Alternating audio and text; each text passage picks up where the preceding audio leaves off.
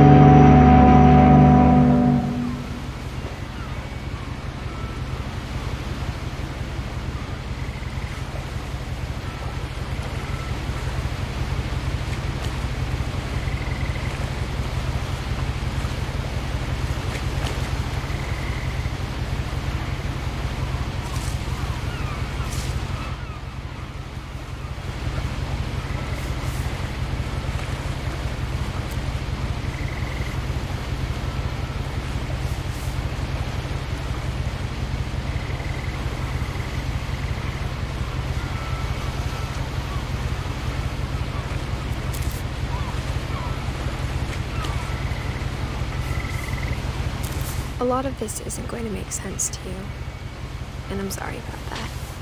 I'm just going to start at the beginning, with the house.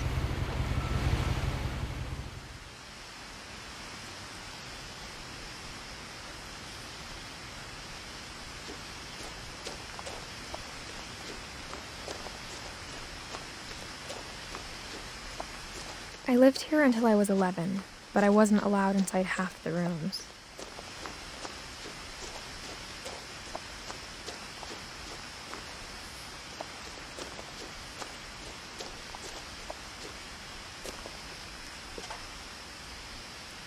Inside the mailbox were bills from 7 years ago, marked urgent, open immediately.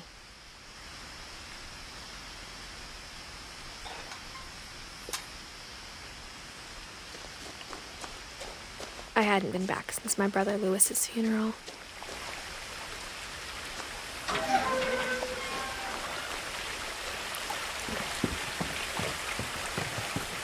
In her will, my mother left me a key, but didn't tell me what it unlocked.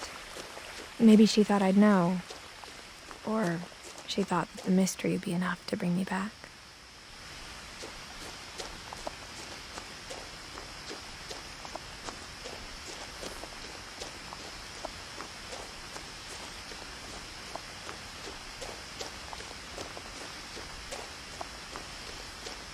No one had driven this way in a long time, but I saw a few hoof prints.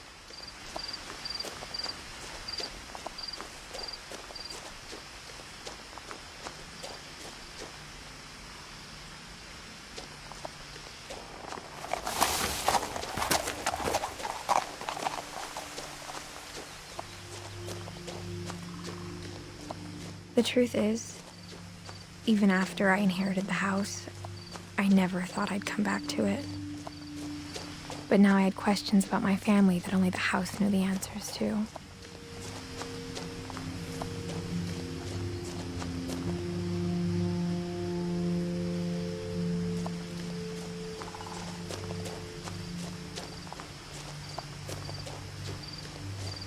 The house was exactly like I remembered it, the way I'd been dreaming about it.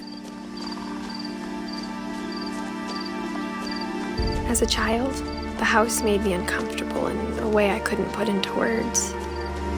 Now, as a 17-year-old, I knew exactly what those words were. I was afraid of the house.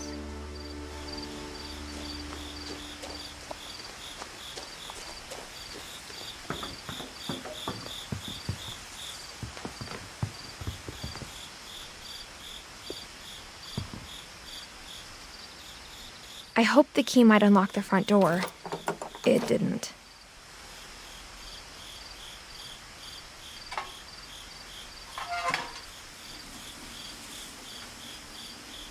Looking in, I felt like the house itself had been waiting for me.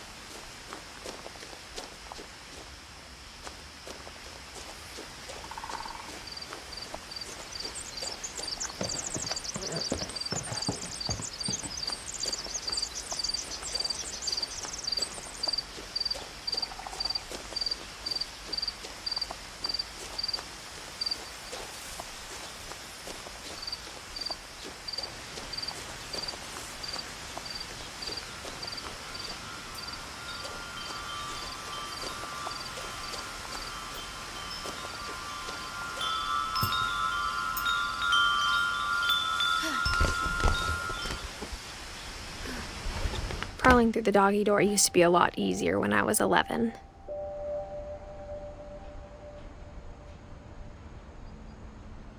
The power had been turned off the night we left.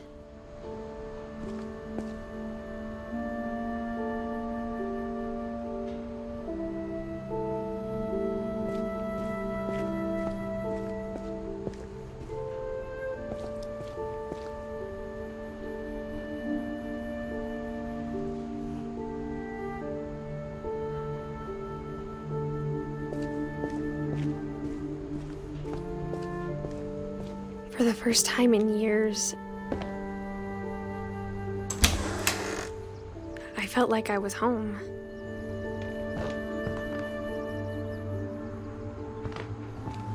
But instead of a family, there were just memories of one.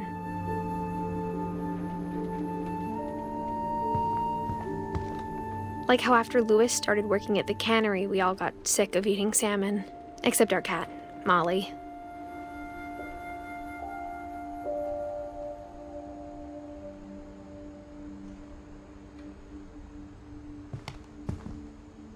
Or how only one restaurant would deliver to our house, so we had Chinese a lot.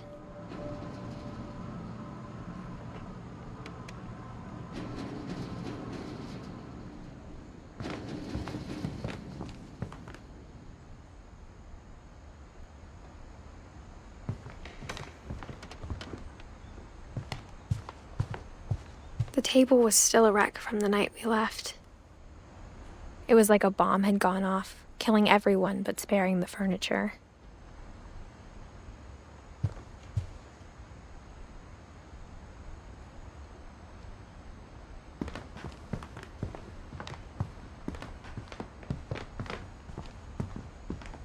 My mom was the only one of us who could imagine Great-Grandma Edie living in a nursing home.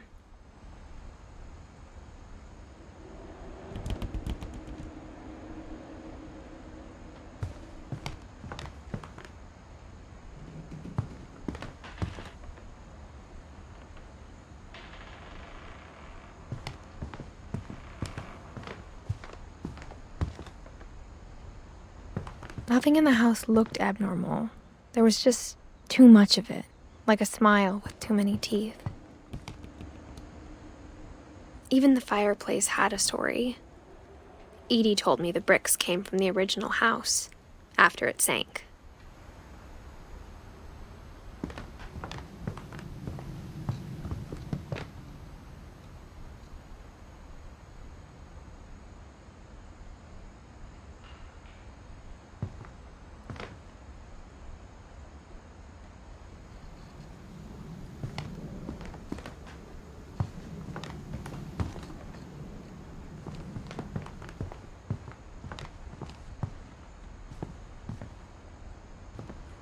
Mom always told me to stay out of the basement, so I wasn't too surprised when the key didn't fit.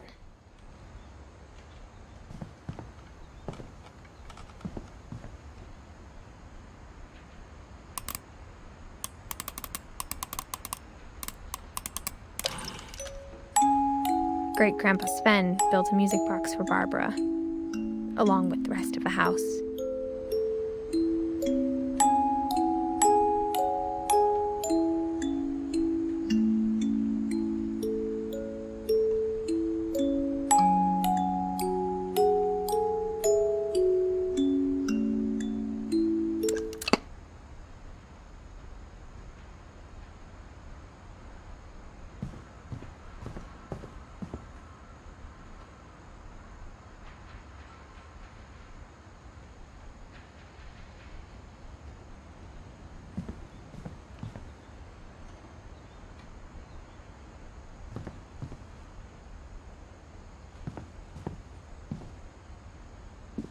After Milton disappeared, Mom sealed up all the bedrooms.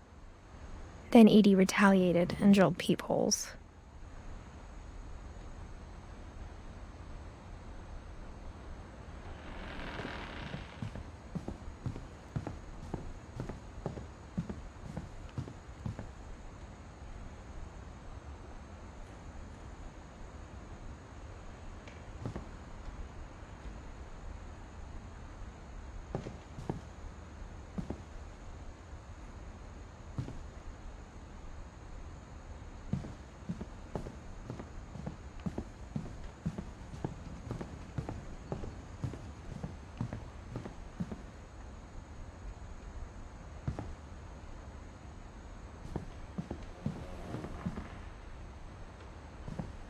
I spent a lot of time playing in Great Uncle Walter's room. I think my mom sometimes regretted not sealing it up. Louis told me there were secret passages, but I never believed him.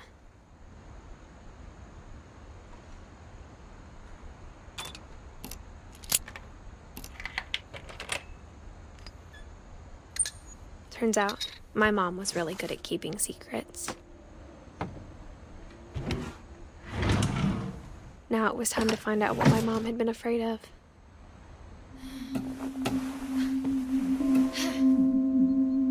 Reading this, maybe it sounds like I had a plan.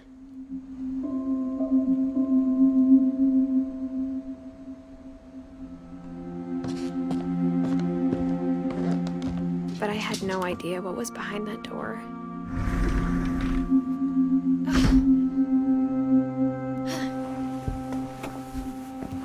Just like I had no idea where all this was gonna lead.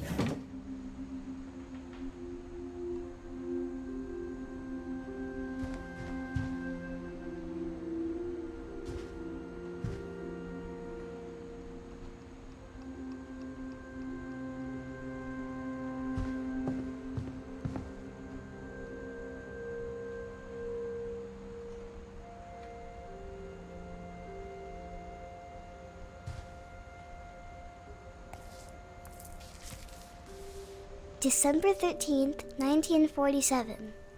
Dear Diary, I'll be gone soon, but I wanted to tell somebody about what's gonna happen. It started when Mom sent me to bed without dinner. I woke up and I was starving, so I looked around for something to eat.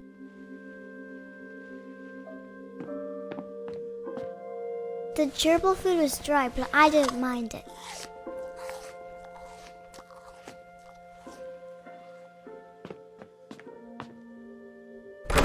Mom, can I come out now? Sweetheart, it's late. Go to sleep.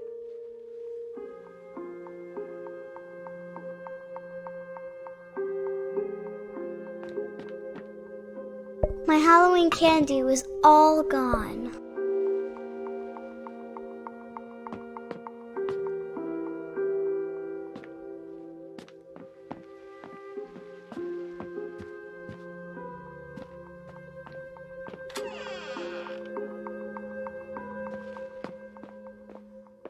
I kept eating and eating.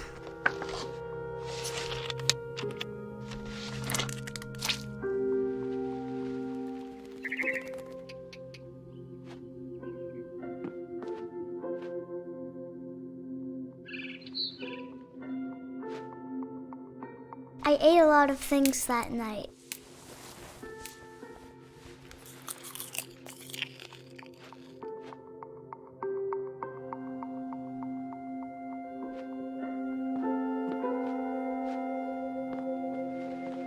Then I heard chirping outside my window.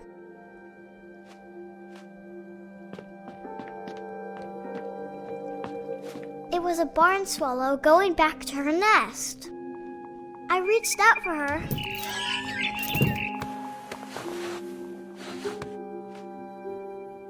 And suddenly, I was a cat.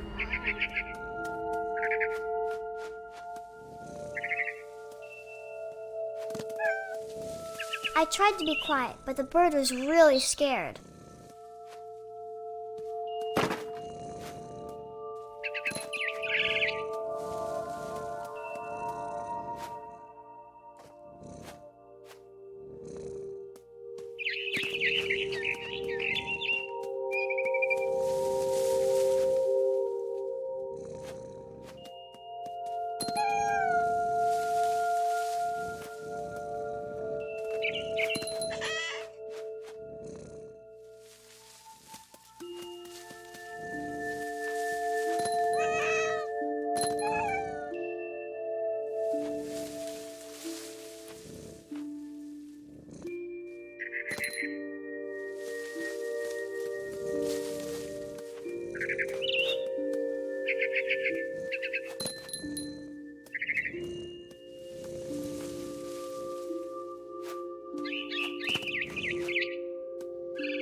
I jumped and I almost got her.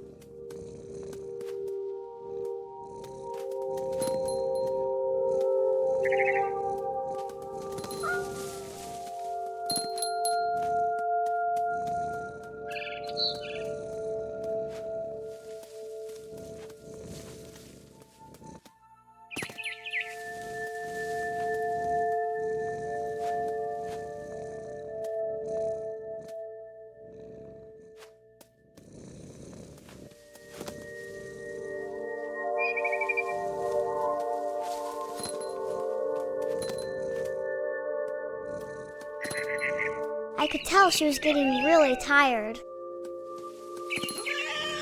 Now I was up in the big tree. I promised Dad I wouldn't climb it anymore. All I cared about was eating that mama bird.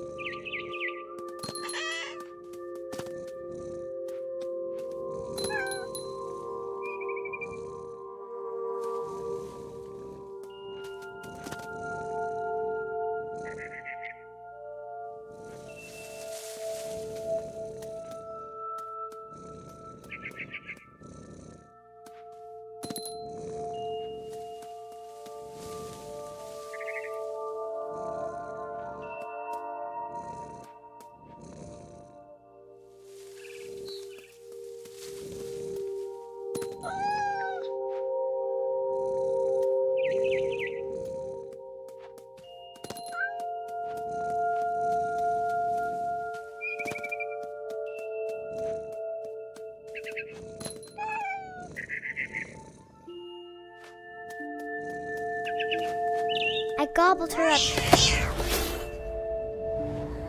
And suddenly, I was an owl. First, all I heard was the wind. Then I heard little teeth nibbling in the grass.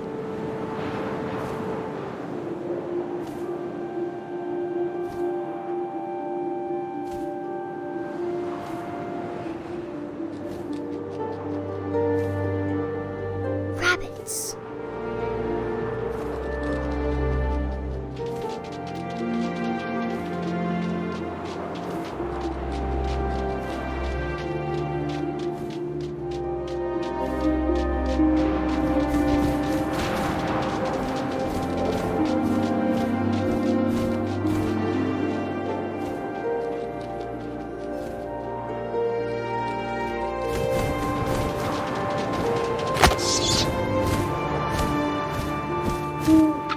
I imagined his face looking up and seeing mine through my talons.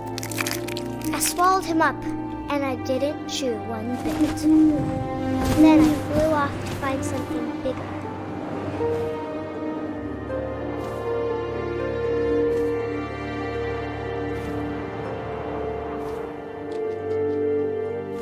A mama rabbit.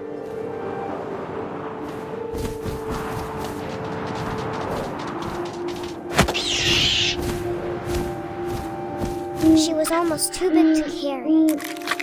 I started choking, but I couldn't stop eating. And suddenly, I was a shark.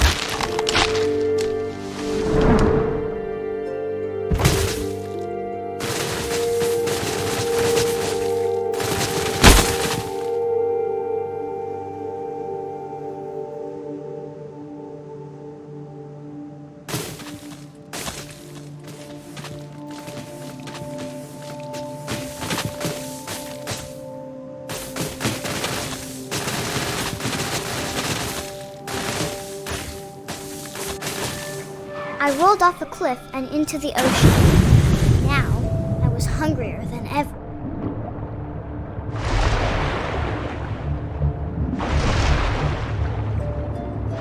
I wanted fat, juicy seals.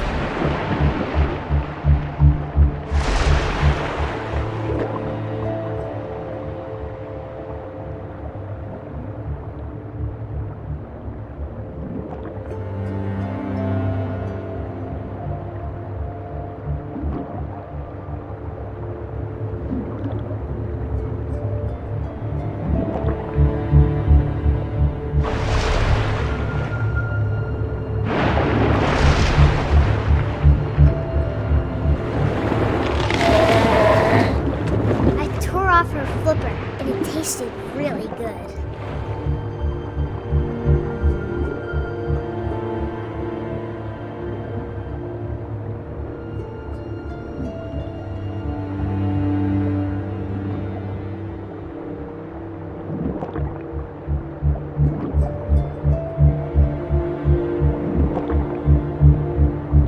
I grabbed on tight.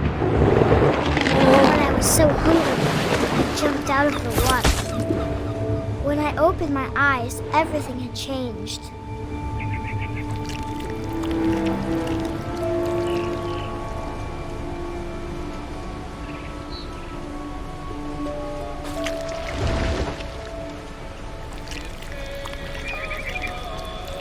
Now I was a monster, and I smelled people everywhere.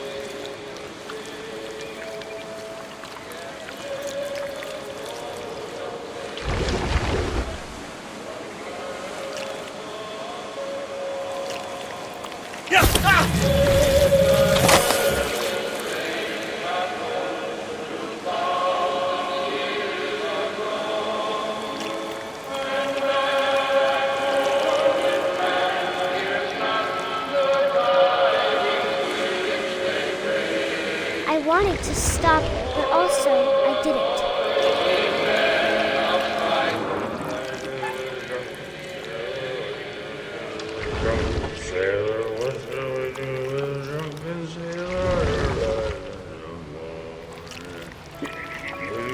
Belly with a rusty, his belly with a rusty, his belly with a rusty.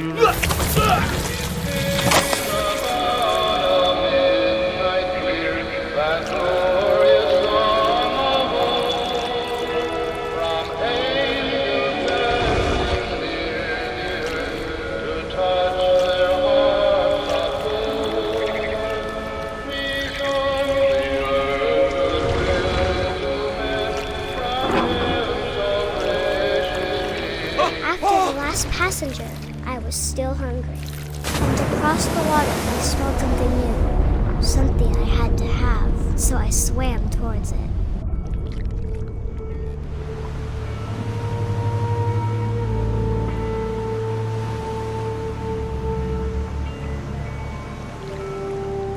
I slithered onto the sand, and the good smell went into an old pipe.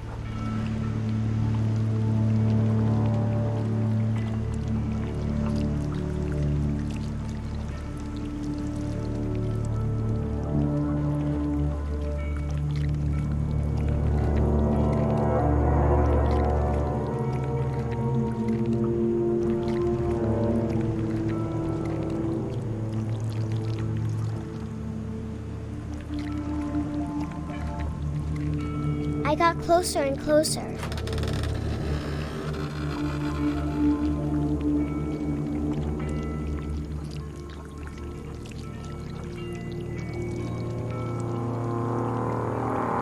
All my stomach started growling. And suddenly, I was me again.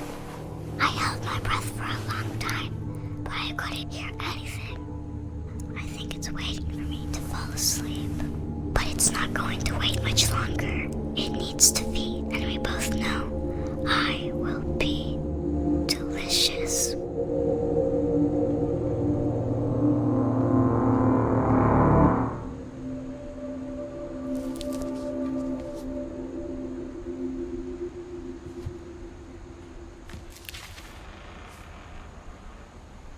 I'm not sure if I believed all of that, but I'm sure Edie would have.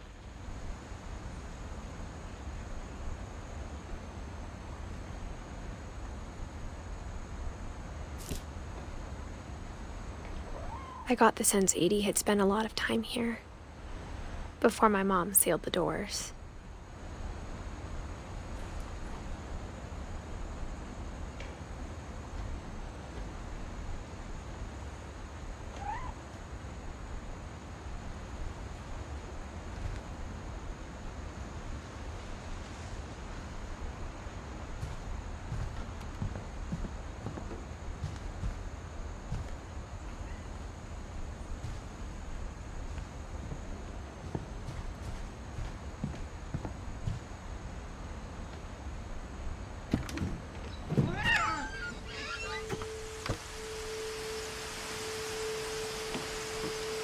This will be obvious later, but my mom never told me any of these stories. Edie would have, but Mom didn't like bringing up the past. Though, when we adopted a stray kitten, she was the one who named it Molly. I spent a lot of time in Great-Grandma Edie's room.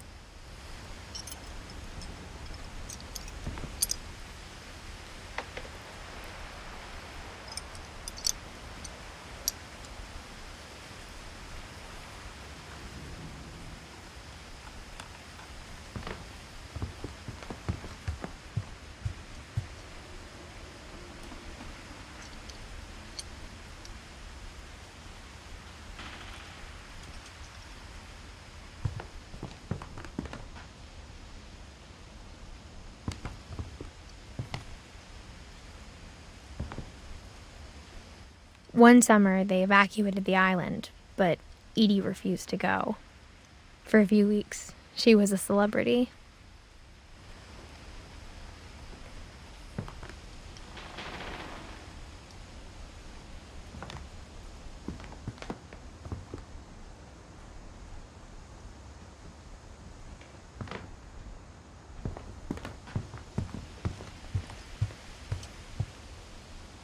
Her room was like a museum. For 500 years, the Finches have been famous throughout Norway for their fortune and misfortune. Odin Finch buries the latest victims of the family curse, his wife Ingeborg and their newborn son, Johan. On January 7th, 1937, he set sail with his family and his house, hoping to leave the curse behind. But 40-foot waves off the coast of Washington send the house and Odin to the bottom of the sea. Odin's daughter Edie, with husband Sven and baby Molly, step ashore on their new home, Orcas Island. Odin Finch is the first to be buried in the new family cemetery. His daughter Edie is already dreaming of a new Finch house.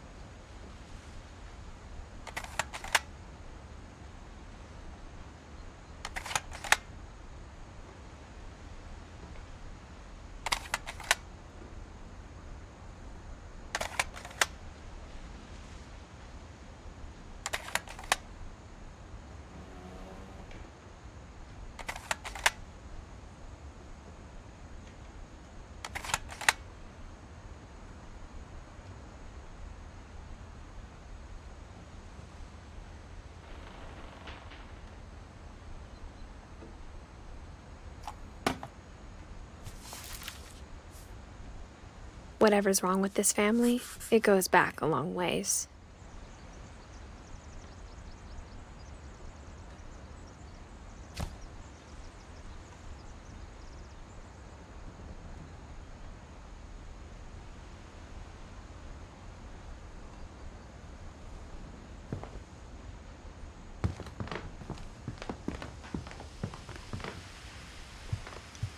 When Edie told people Sven was killed by a dragon, she could also have said he was building a dragon-shaped slide that collapsed.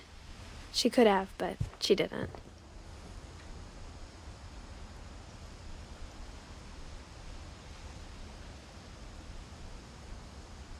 Even in her 90s, sometimes Edie seemed a lot younger than my mother.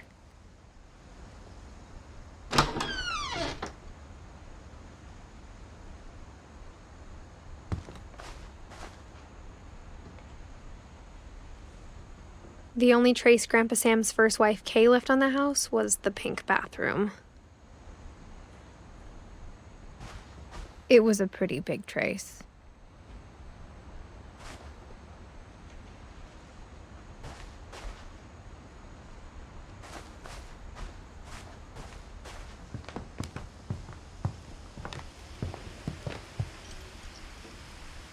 Edie gave a big interview about a mole man living under the Finch house. My mom was furious.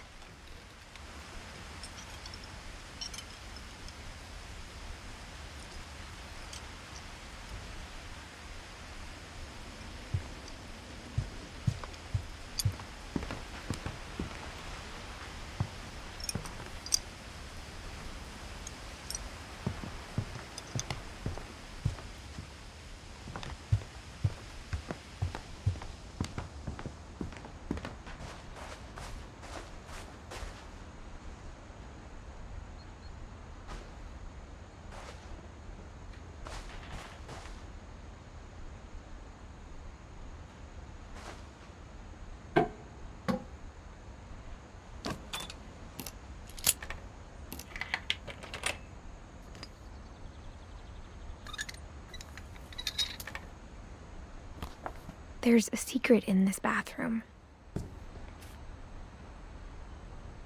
It's in the last place you would look. It isn't in the cupboard. It's hidden in this book.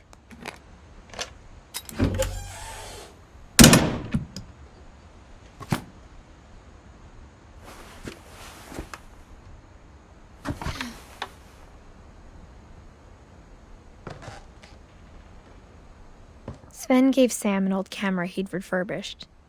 He never put it down.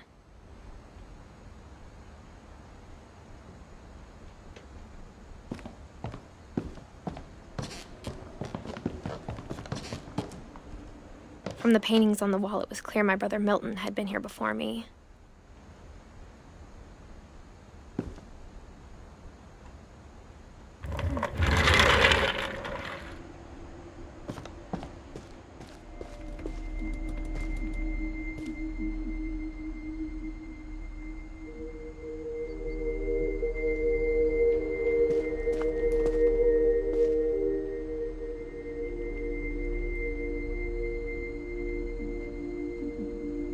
I knew Grandpa Sam had a twin, and that he never talked about him.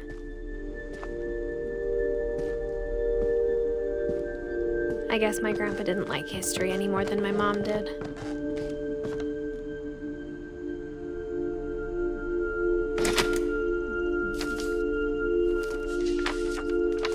How I Want to Remember My Brother by Sam Finch.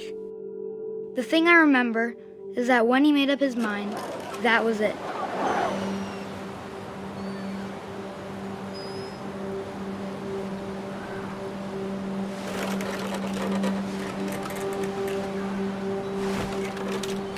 My brother said he'd die before he ate another mushroom, and he did.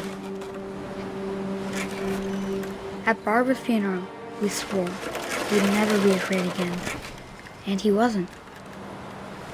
I think Calvin always wanted to fly.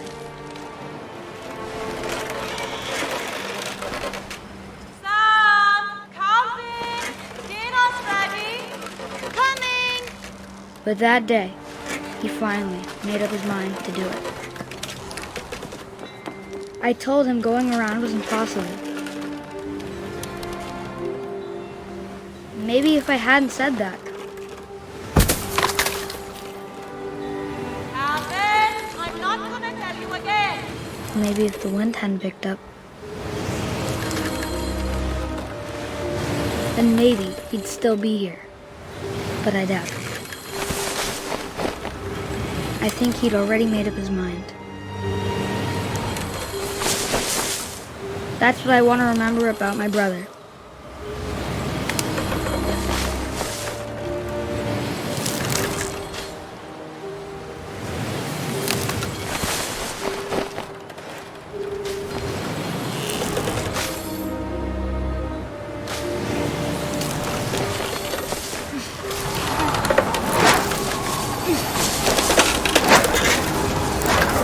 The day he made up his mind to fly.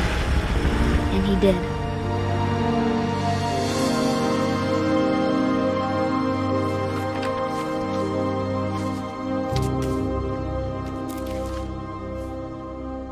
Calvin's story felt strangely familiar. When I was younger, I remember trying to do the exact same thing.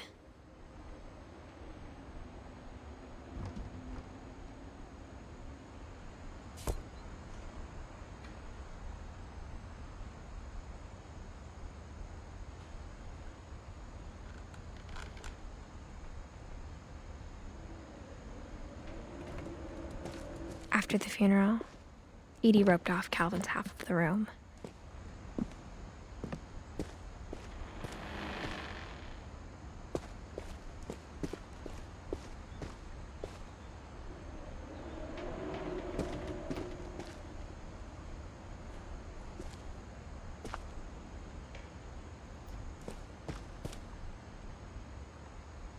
Mom said Grandpa Sam enlisted at 18 and never set foot in the room again.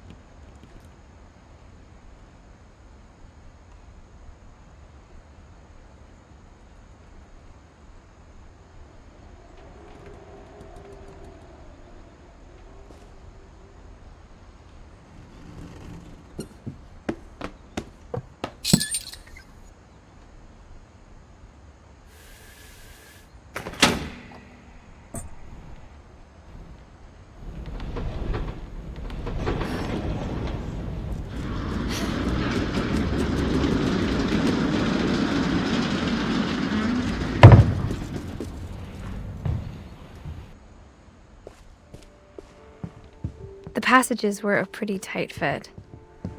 They'd obviously been built for smaller hands and bellies.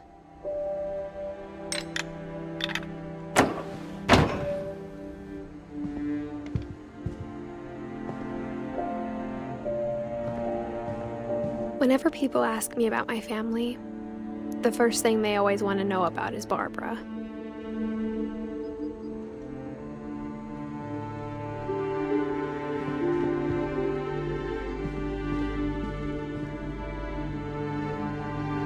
Mom must have locked the third floor stairs on the night we left.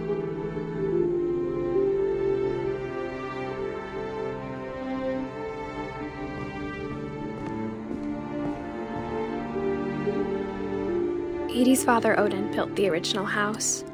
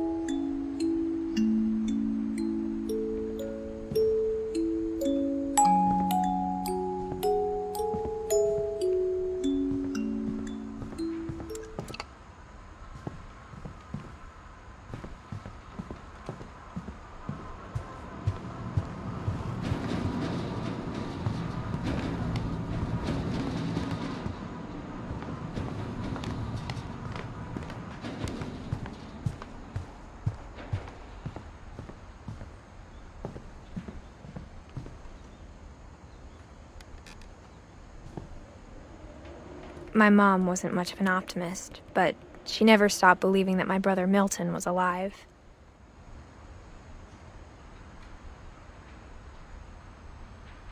A lot of things got left behind in the whirlwind of that last night.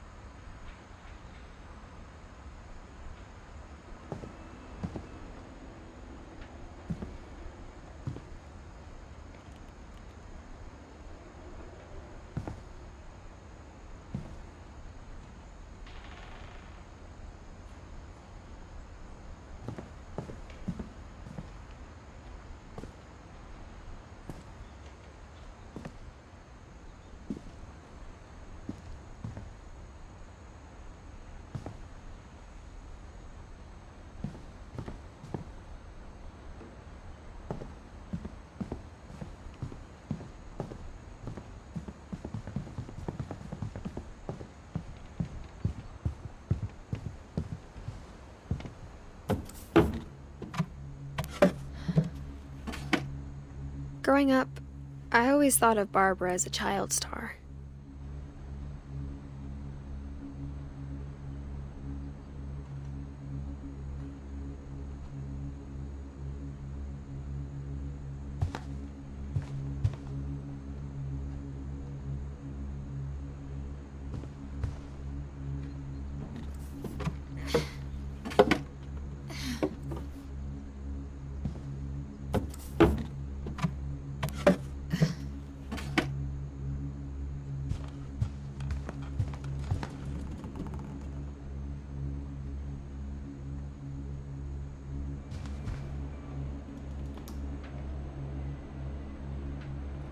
I never thought about how hard it must have been for her afterwards.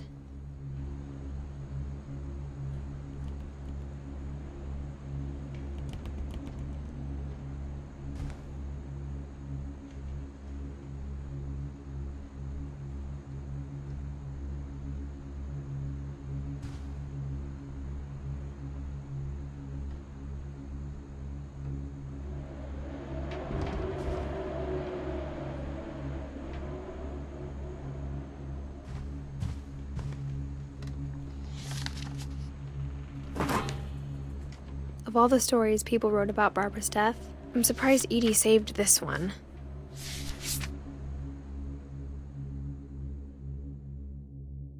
Old Jack here with another ghastly tale inspired by America's most unfortunate family. I'm calling it The Surprise Ending of Barbara Finch. As a child star, Barbara was famous for her scream. Now at 16, she was all washed up. A has-been. But in a lucky break, she'd been asked to perform her signature scream at a local convention for monster movie fans. It was just the boost her career needed. Unfortunately, her scream hadn't aged well. Getting better. I think you just need the right motivation. Her biggest fan and current boyfriend, Rick, was about to demonstrate when... Now that was a great scream. It was Barbara's father, Sven. He'd slipped into a table saw and had to be rushed to the emergency room. So Barbara got stuck babysitting her youngest brother, Walter. Her convention comeback was canceled. Okay, I'm hearing frustration, but I'm not hearing terror. What if I tried... A gang of hoodlums in Halloween masks have been terrorizing Orcas Island tonight. Police are urging residents to... That came from the basement. You're right!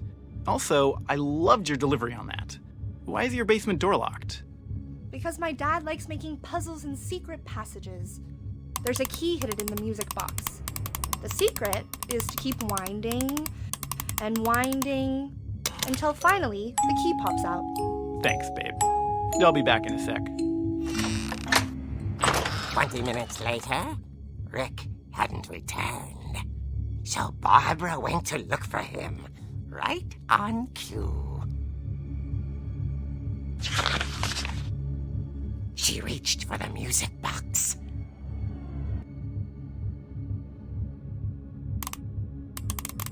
And as she wound the key, she listened for Rick, but the house was silent.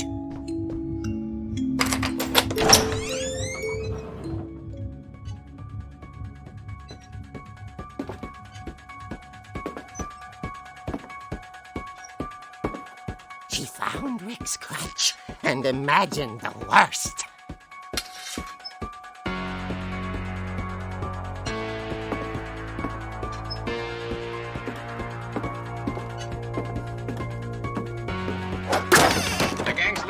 Infamous Hookman killer, Dr. Carl Hamill, who impaled and then ate his family 10 years ago tonight.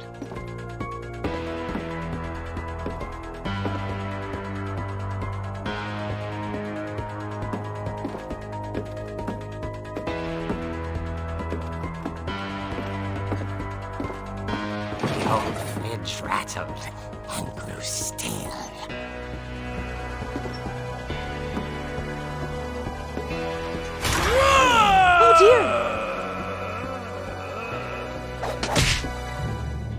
Oh! Rick? Barb, relax. I was just trying to scare you to help you find your scream. Well, I'm not scared, Rick. I'm furious. Then act furious. All I'm getting from you now is that you're hurt and confused and She threw him out, but she kept a little something to remember him by. Barb, have you seen my other crutch? And she was still holding it when she fell asleep watching the Late Picture Show. Hours later... Barbara! Walter, what's going on up there? Ah! Okay, I'm coming up, but if this is a trick, you're dead, Walter.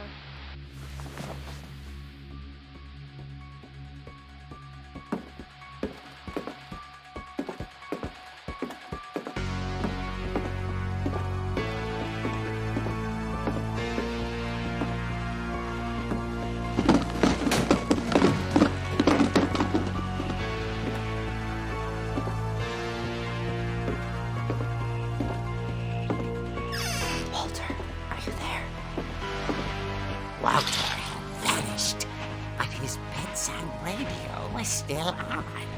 Orcas Island police describe the man as 6 feet tall, with a steel hook for a hand.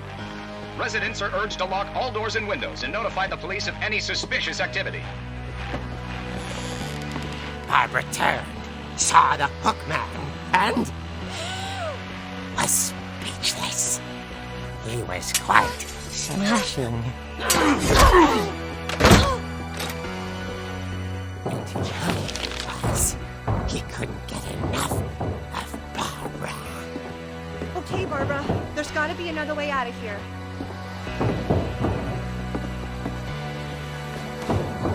That night, she played her part beautifully.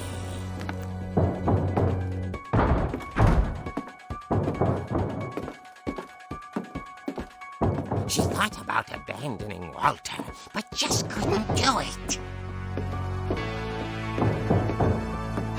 Molly's door hadn't been opened in years. The hinges groaned.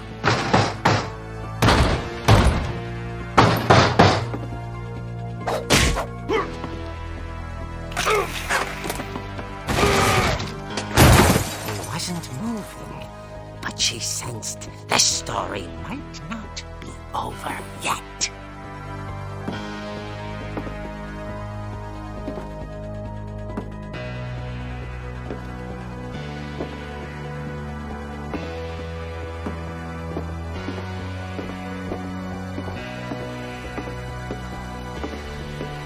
The hookman had vanished.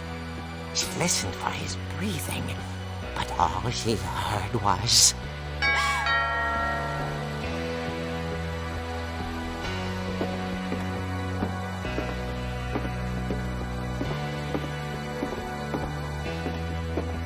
someone at the door was dying to speak to young Barbara. At the door, she heard whispering. It was coming from inside the house.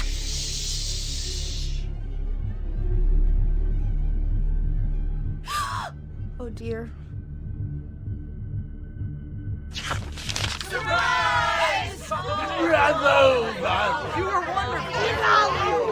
monsters had come to surprise her. For Barbara, it was a dream come true. Then she saw what kind of monsters they were, and she realized what was about to happen. She was going to be famous. And with her final breath, Barbara Finch gave the performance of her life.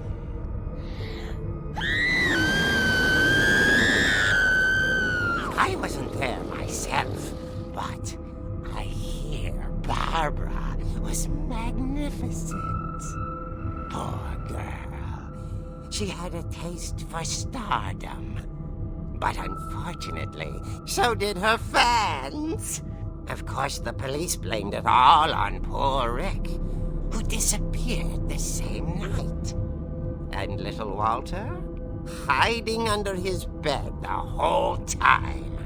He took it all pretty hard, but that's another story. As for Barbara, tucked inside the music box is all they ever found of her. Her ear. Now that's what I call a real eerie tale.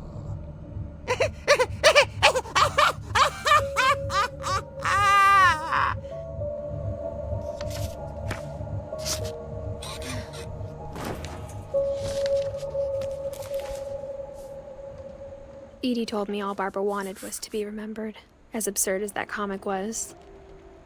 Maybe what Edie saw was a happy ending.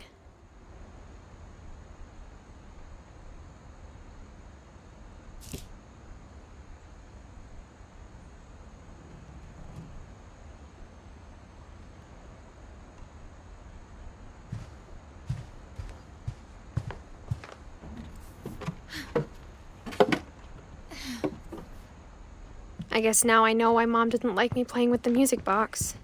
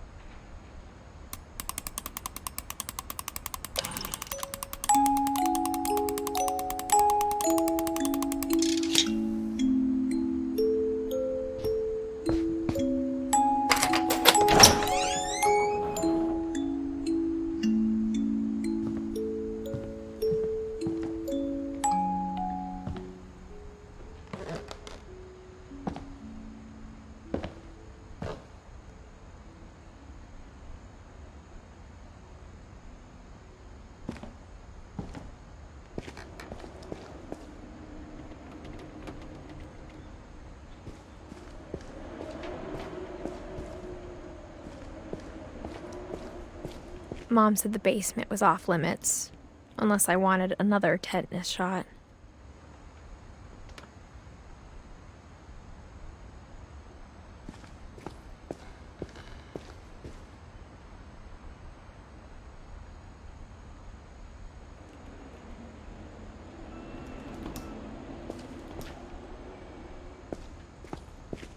I saw Edie sneak down to the basement once, carrying packages.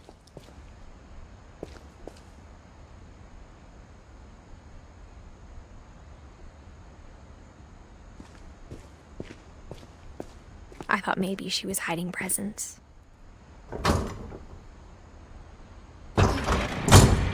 It turned out she was hiding a lot more than that.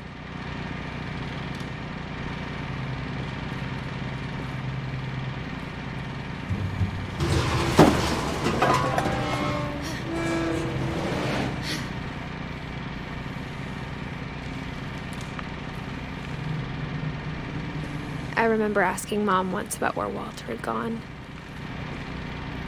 She said after Barbara died, he got as far away as he could.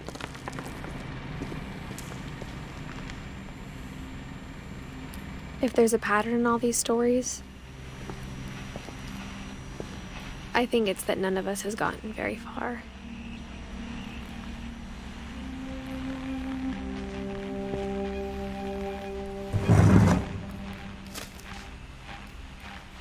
Goodbye, everyone. I can't believe I've been down here for 30 years. On that first day, after the shaking started, I didn't think I'd survive a week.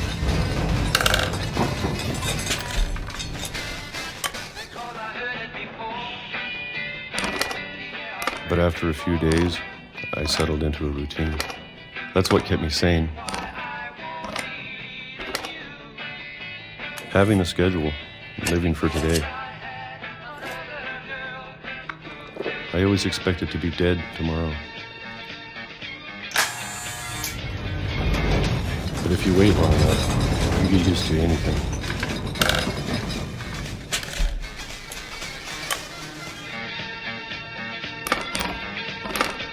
Even a monster on the other side of the door starts to feel normal. Almost friendly.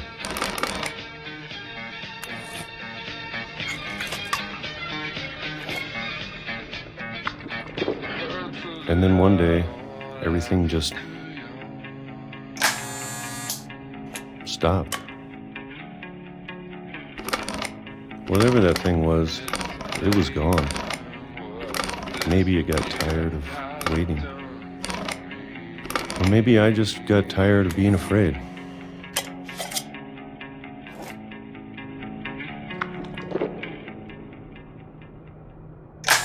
been a week now, the longest in 30 years. I'm done waiting. I have to leave while I still can.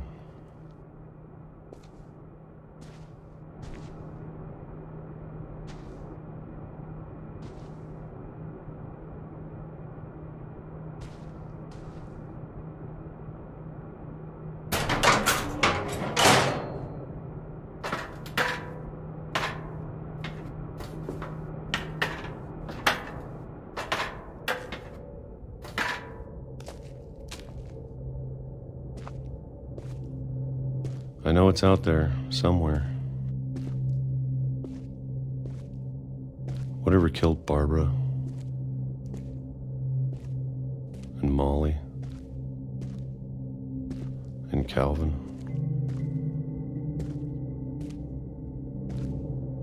Maybe this is all a mistake. But I need to stop living the same day. Even if it kills me.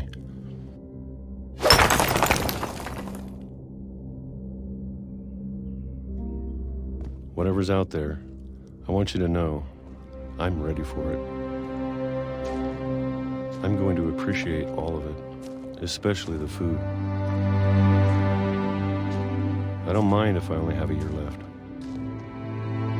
or a month, or a single week. I'd be happy with one new day. I can already imagine the sun on my face.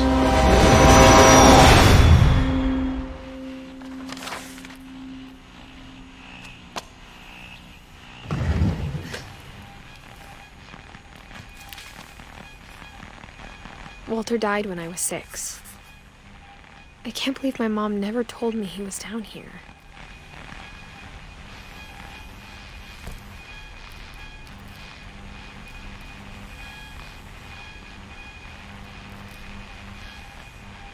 I'm sure my mom was trying to protect me.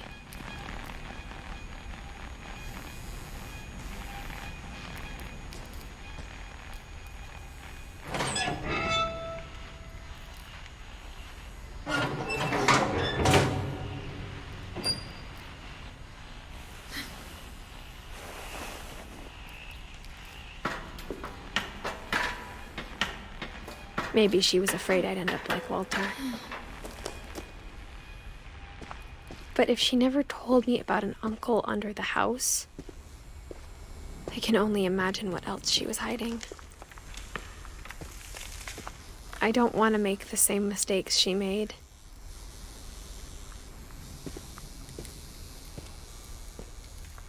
Trying to bury something that's still alive.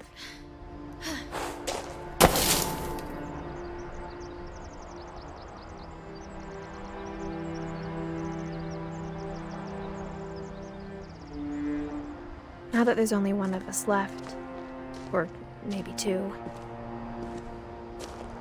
I thought it was time I heard the stories for myself and found out what happened to everyone else. But now I'm worried the stories themselves might be the problem. Maybe we believed so much in a family curse, we made it real.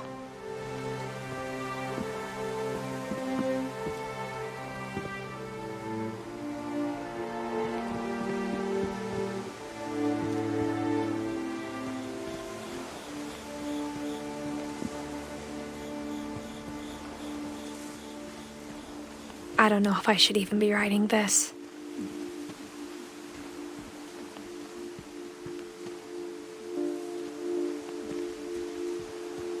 Maybe it'd be better if all this just died with me.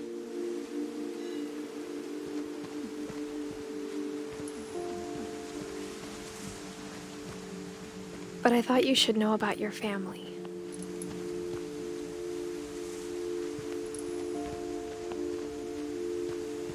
And the history you're a part of.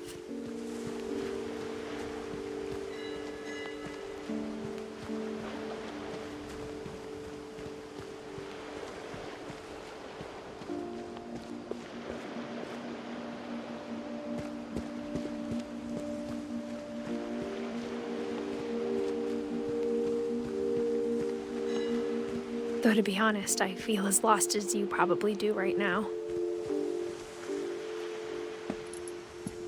I think the people in these stories believed them, for what that's worth.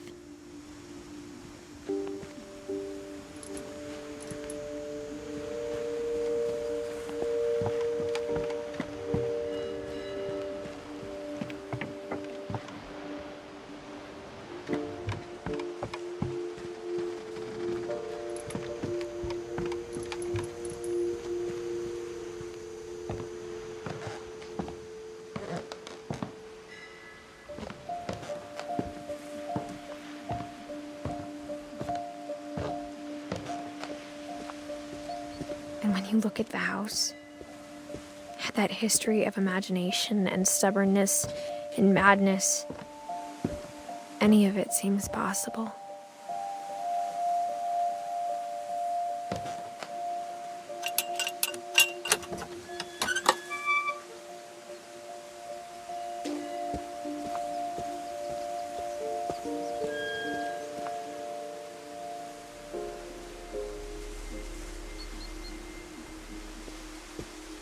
I think we've been surrounded by death for so long, we've just gotten used to it. What kind of family finishes building a cemetery before starting the house?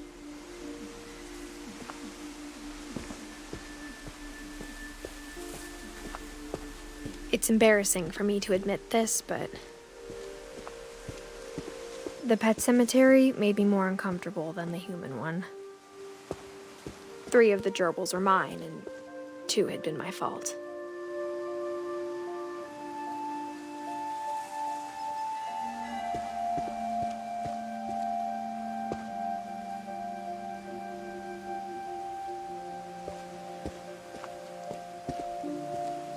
Sven built the house, but it was Edie who designed the cemetery.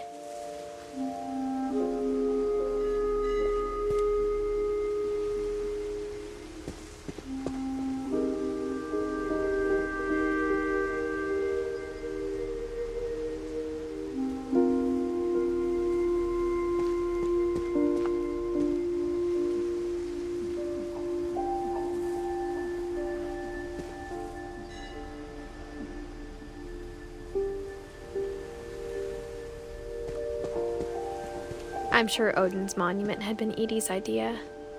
My mom was always trying to move on, but for Edie, the past never went away.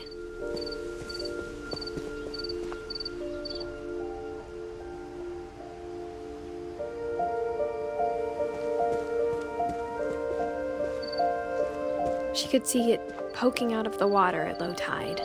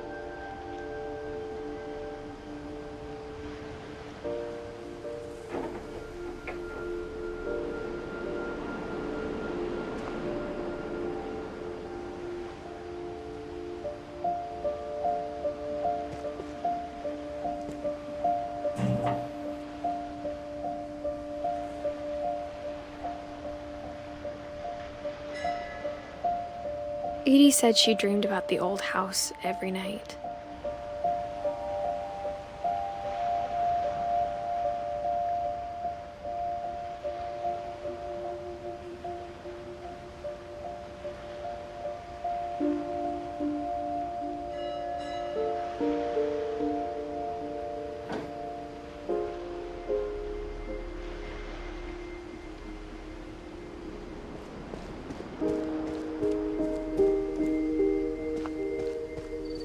She's side was always easier for me to understand.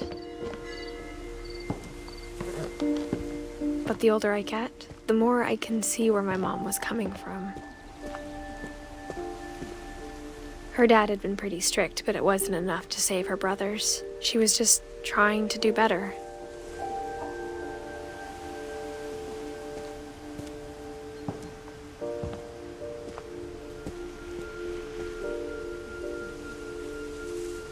She lost 2 of her brothers, just like I did. I get why she tried so hard to protect us.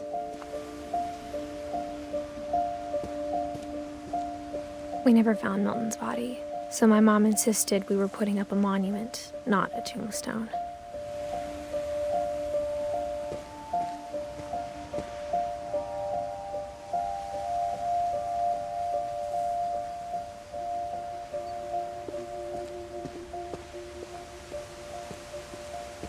There's so many things I wish I could ask my mom now.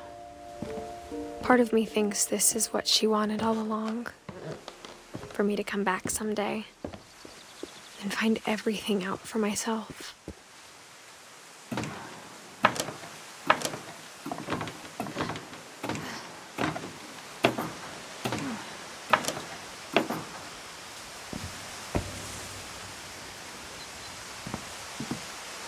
But looking back on it now, if she told me there was going to be so much climbing, I never would have come when I was 22 weeks pregnant.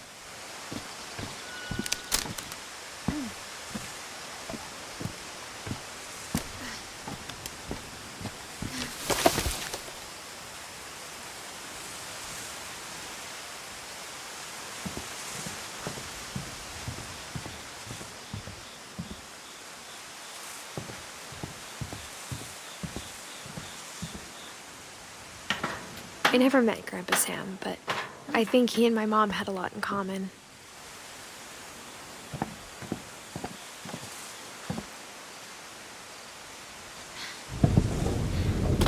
They were both pretty intense.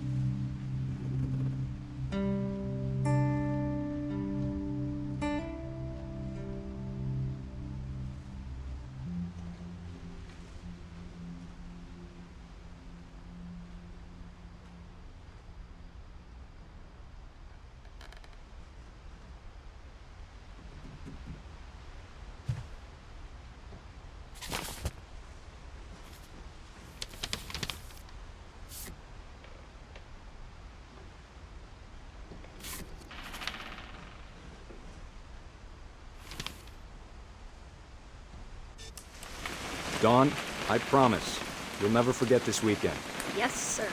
These memories are gonna last a lifetime. Am I gonna have to shoot anything?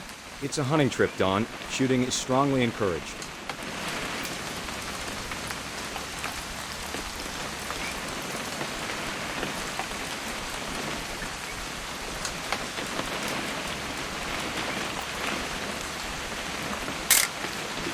Shouldn't we be leaving? Just want to get a shot of you, Dawn, then we can take off.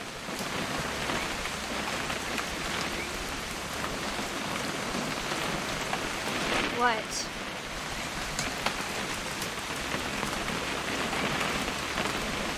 It's too early, Dad. Perfect. It's gonna rain the whole weekend, isn't it?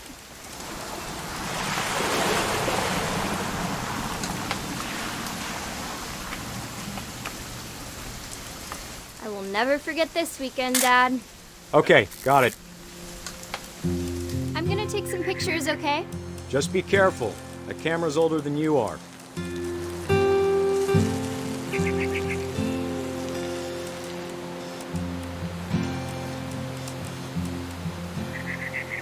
You're right, Dad. It's starting to clear up.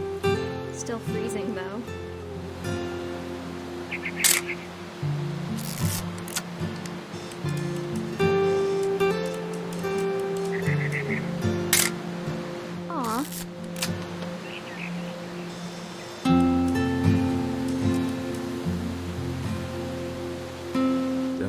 not have drunk all that coffee. Hey! That's a keeper. Hold still while I take a picture of you. I'm just saying, I'm not always gonna be here, Dawn. You'll need to remember this stuff, if you want to survive. I'll be fine, Dad. You know who else thought he was gonna be fine? Some guy who died. Dawn, I'm being serious. I know, Dad. You're always serious. Doesn't being out here make you want to chill out? Well, to tell you the truth, I haven't been out here in 20 years.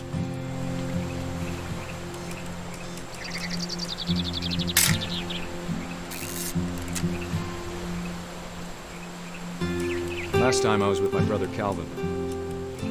Man, that was a great trip. Dawn, don't you think you could find something more interesting to photograph? Your grandpa Sven taught us how to fish, how to build a fire. We found an old logging trail. There were deer everywhere. I bet if I could remember where that trail was, we'd spot a buck for you in no time. Give me a minute to check the map.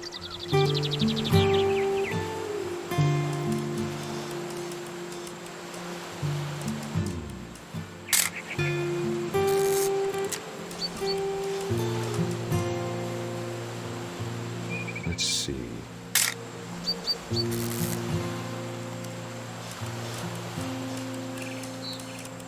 Maybe. Dad! Good eyes, Dawn.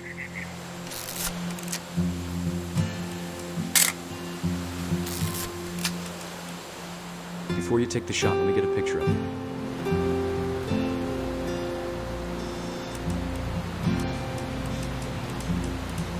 Dad, I... Let me get behind you.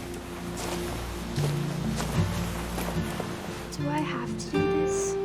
Dawn, you don't have to do anything. But if you want to survive, you'll need to be strong. Great shot, Dawn!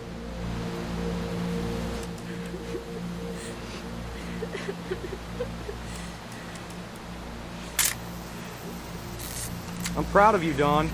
Always remember that, okay?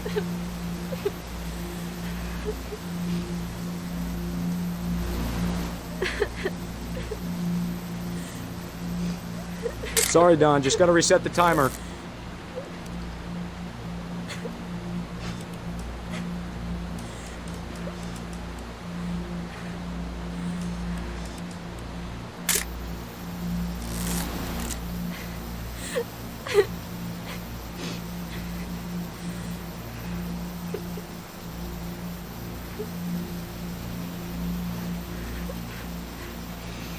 Hang on, kiddo. Just trying to get a shot of the two of us together.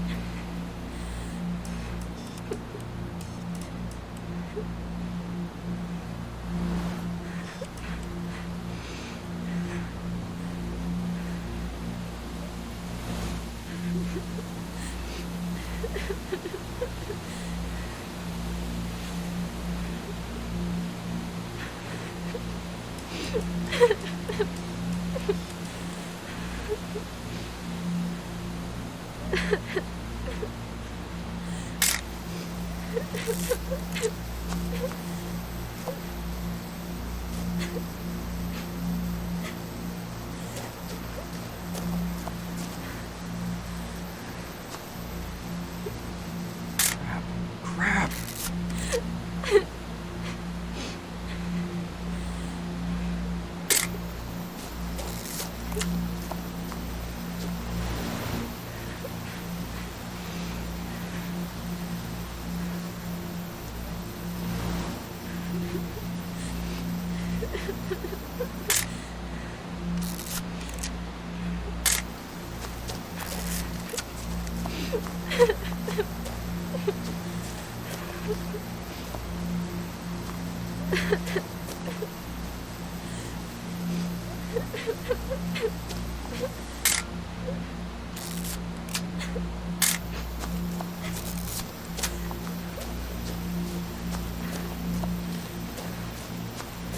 Dad, it's twitching. I think That's it's totally normal, Dawn. Just focus on the camera. Try not to think about— Dad!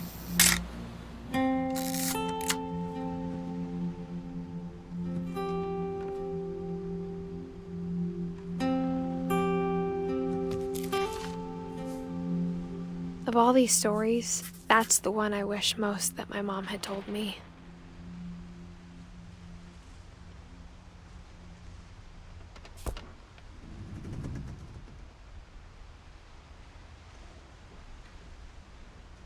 Sam spent his life shooting photos, but Mom said he got nervous being in front of the camera.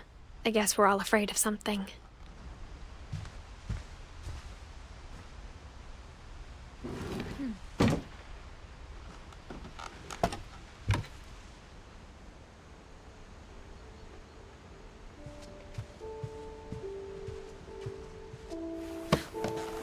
After Sam died, my mom and Edie got really close. They'd both lost a lot.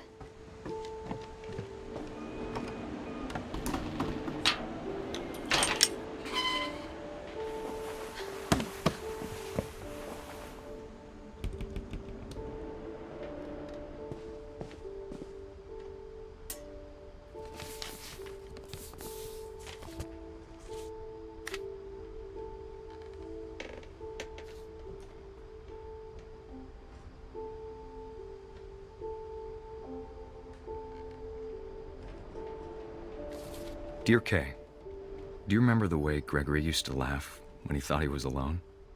Like something funny was happening, but only he could see it.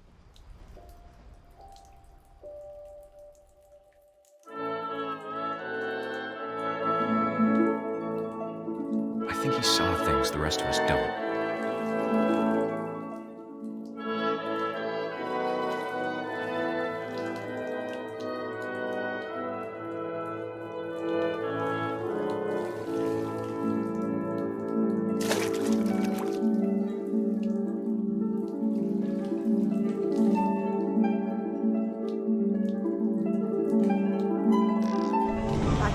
Gregory, it's time to...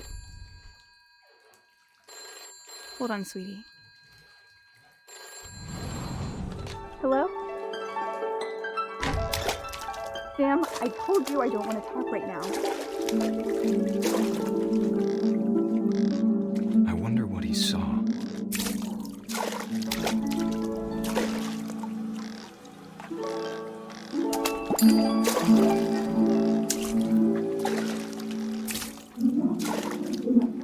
What his world was like. He reminded me so much of Calvin. Lost in his imagination. Whatever it was he saw.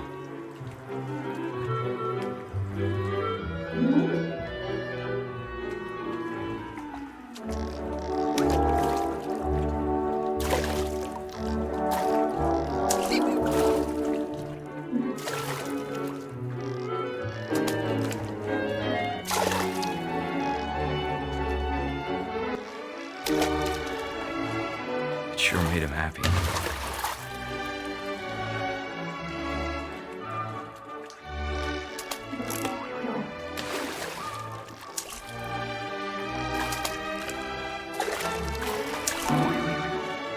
I know how silly it sounds.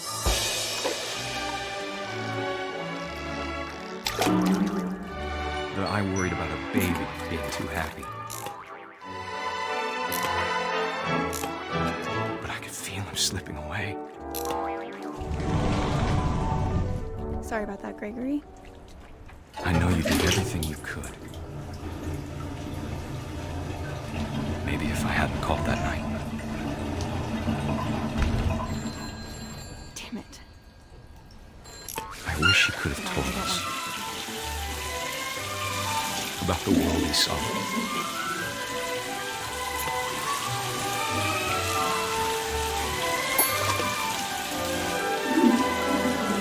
There's so much I don't understand about Gregory. about everything.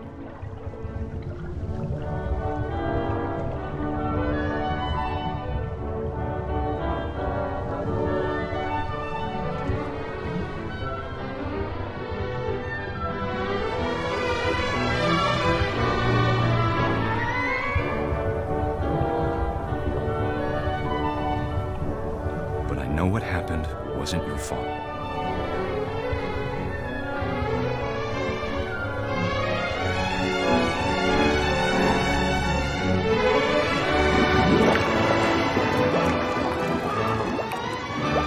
Sure as hell. And he'd want you to be happy too. Good luck, Kay. Love, Sam.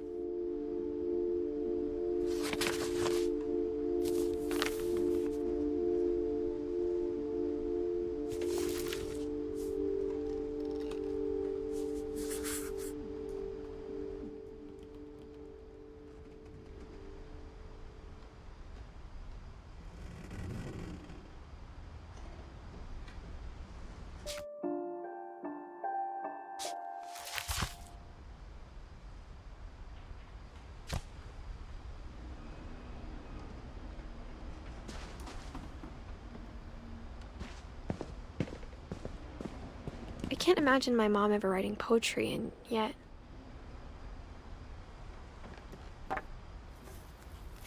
A poem for Gus, who always said the wedding was a bad idea. Our father never hit us kids, at least not very hard, before the day my brother said with teenage disregard that he'd be dead before he'd see a wedding in our yard.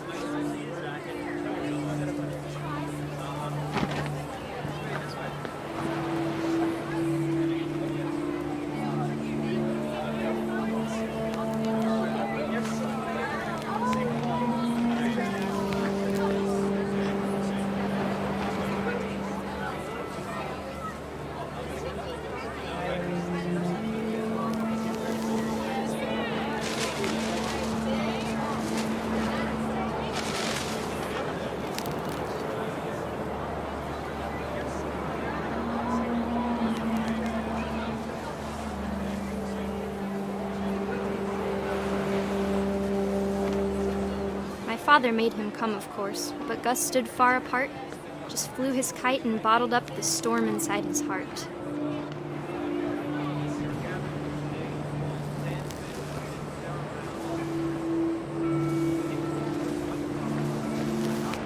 I tried to talk him out of it, but though he'd never met her, "We don't need a stepmom," were the words that I now pronounce you husband and wife. You may kiss the bride.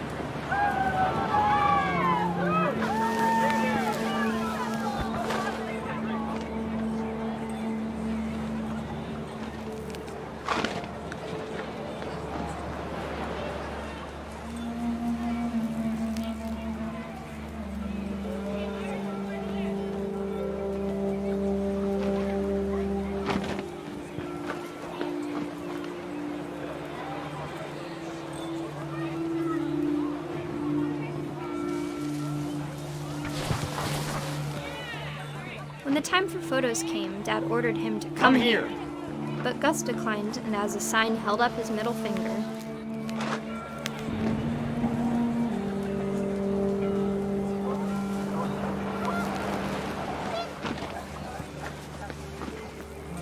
The wind picked up, and panicked geese appeared and quickly went. But all the humans did that day was go inside the tent.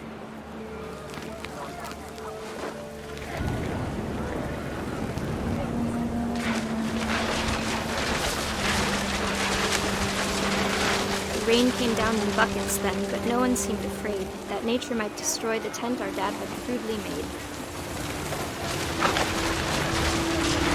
The thunder sounded much too close and full of angry power, but all my father said to this was, "Make the music louder."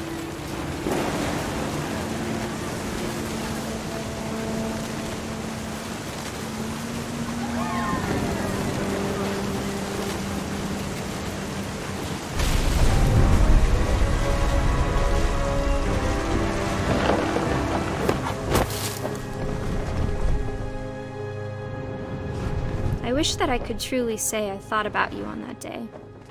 Out there on the beach alone, just you, the wind, the sea, and foam. But I didn't, until we found you.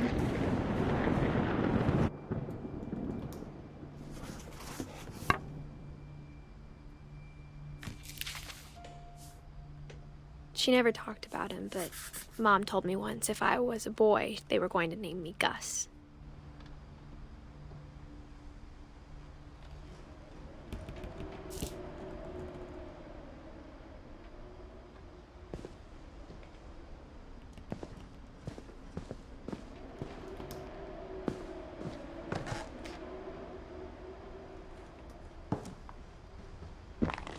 My mom moved up to the loft after her brothers died. At the time, it was as far away as she could get.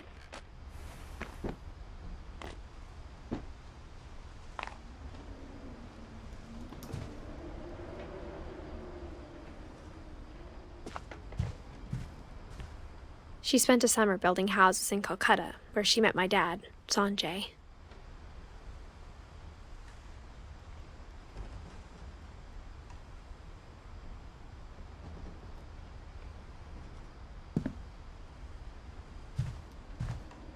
Religion was another thing my mom never talked about, but I think it helped her a lot after her dad died.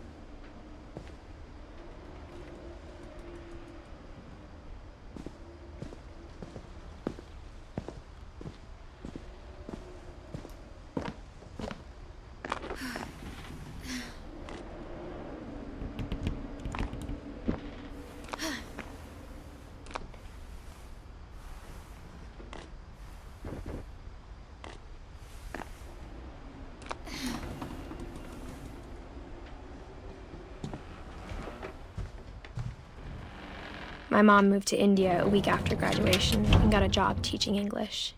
Louis was born a year later.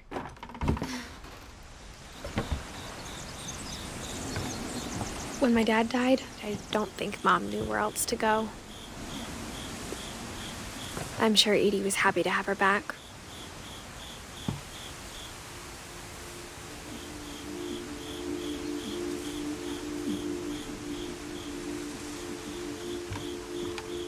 The house had to get a little bigger, but Edie was used to that.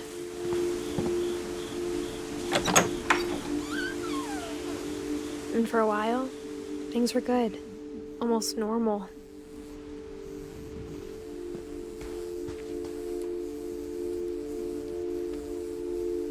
But it didn't last. beginning of the end was Milton's 10th birthday, when Edie gave him a castle.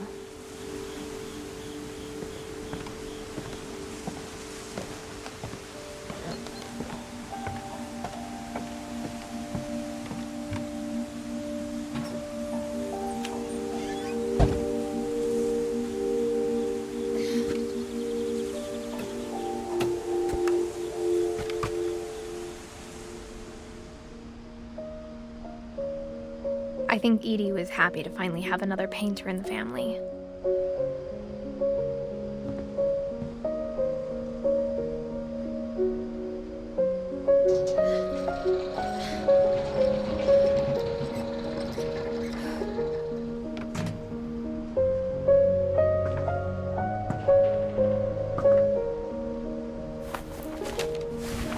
Milton Finch in The Magic Paintbrush.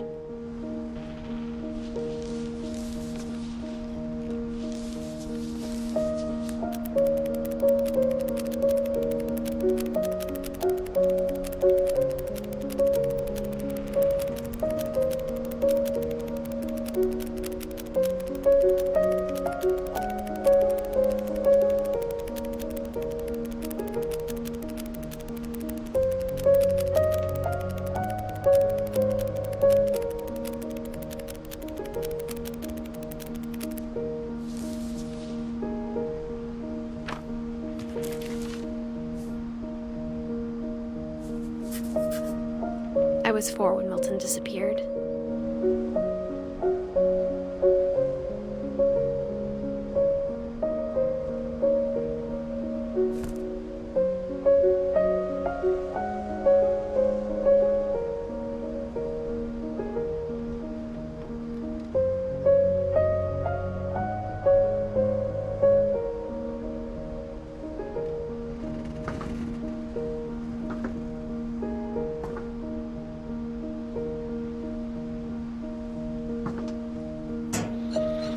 Mom spent months searching for my brother.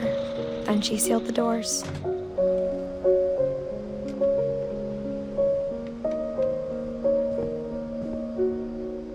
Whatever Milton had found in the house, Mom didn't want it getting out.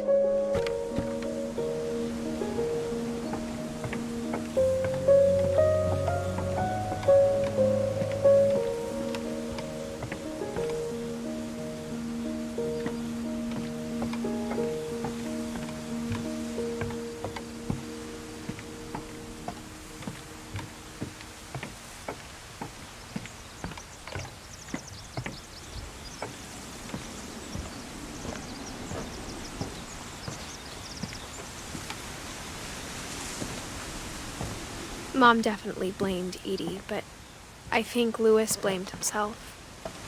After he graduated, he just spent more and more time in his room, until Mom got him a job at the cannery.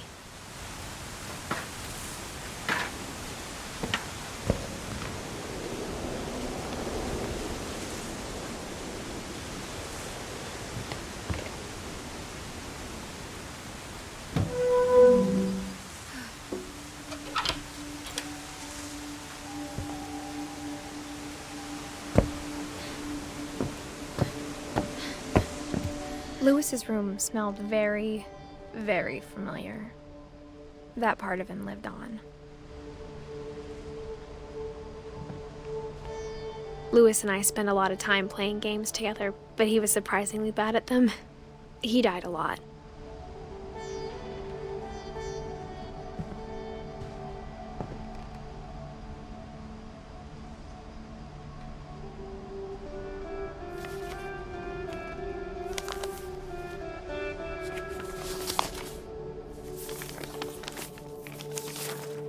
Dear Mrs. Finch, as Louis's psychiatrist, I can understand your desire for an explanation. As I see it, the trouble began in January, shortly after we convinced your son to seek treatment for substance abuse. Newly sober, I believe Louis first noticed the monotony of his daily life.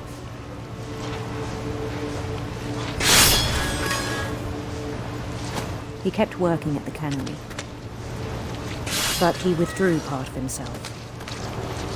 In our sessions, I saw the same behavior.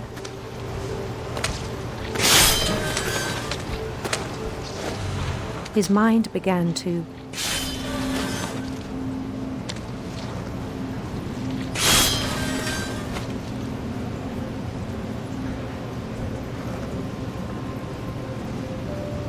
wander.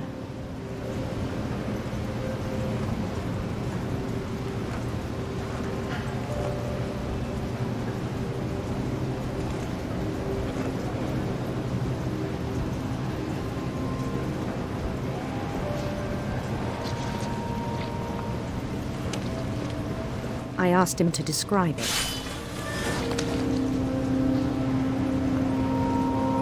He said he started small,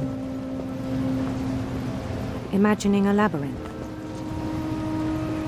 He'd feel his way about.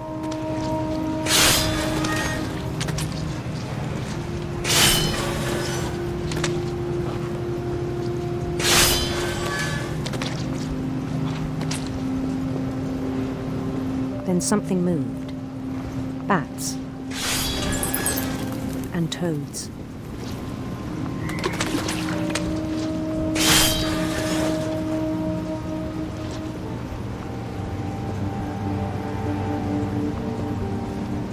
And things that have not names.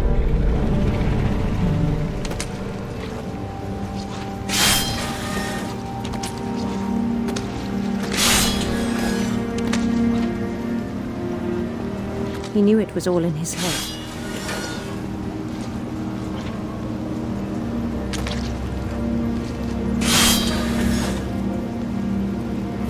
But he took it very seriously. I had hoped he'd find himself.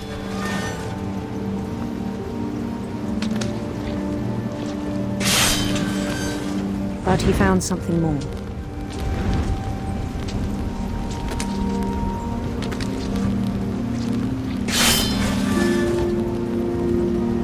I worried about him then, daydreaming at the cannery. I spoke with his boss, but he said Lewis had become a model employee, methodical, tireless, focused, like a whole new Lewis.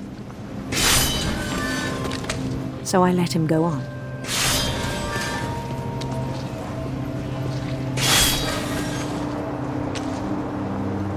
I even encouraged him.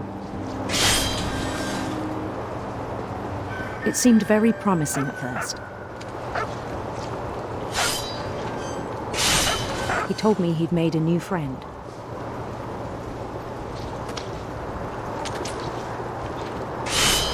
On the edge of a city he named Lewis Total.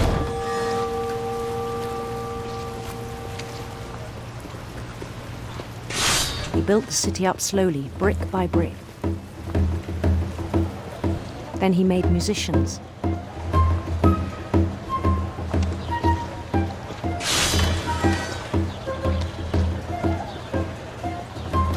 And songs for them to play.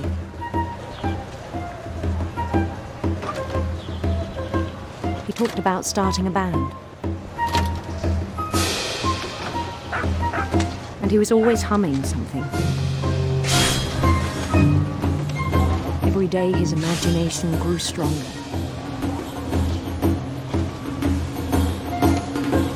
He no longer spoke at the cannery.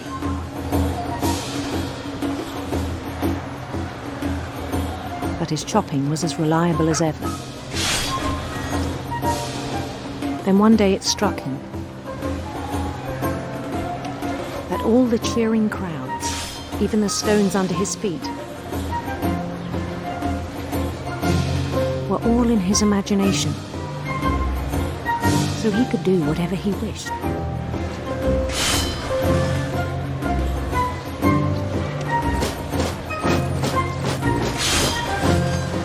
He held an election for mayor, and he won.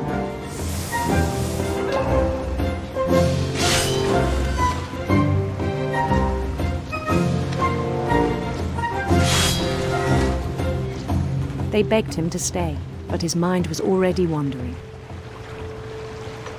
It became a game for him.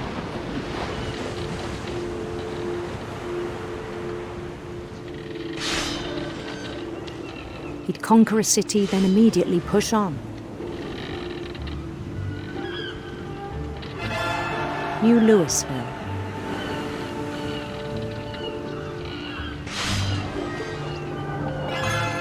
St. Louis. He started drifting away from our reality.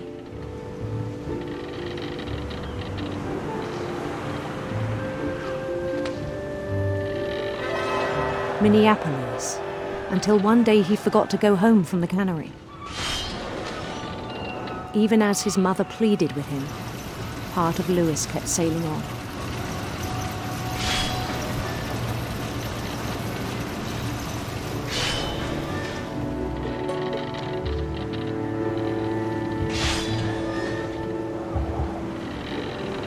In Louisburg, he heard rumors of a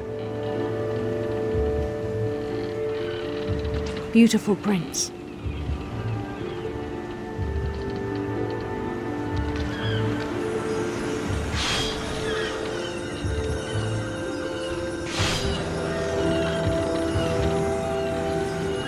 The prince was on his own quest for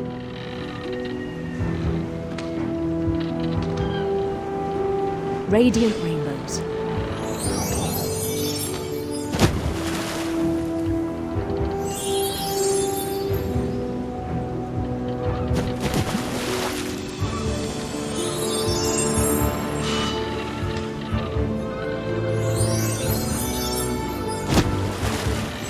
He followed the sound of his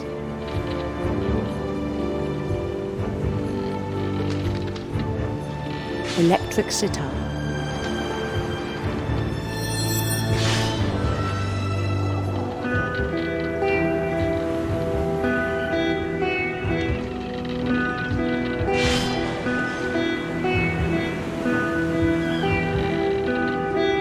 His chase led him to a golden palace east of the sun and west of the moon.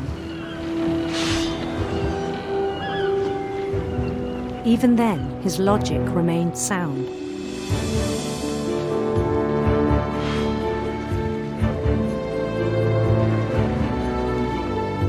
He knew the world was all in his imagination.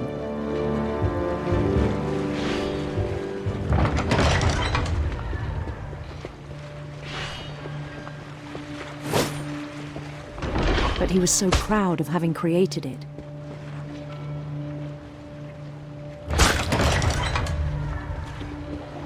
In his own eyes, he'd become something greater than a king.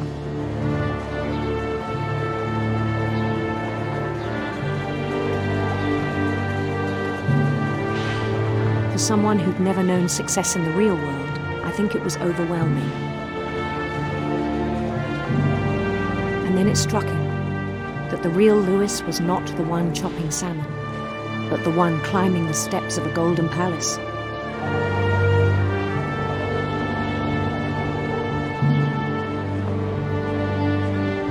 My imagination is as real as my body, he told me. It was hard to argue with him.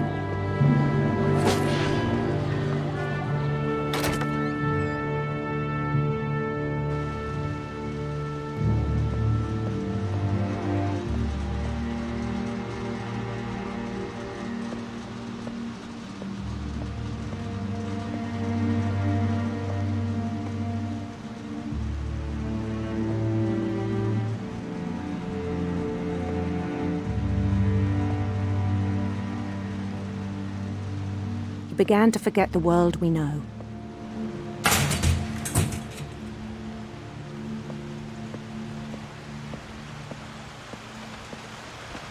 I think it pained him to remember Louis, the cannery worker.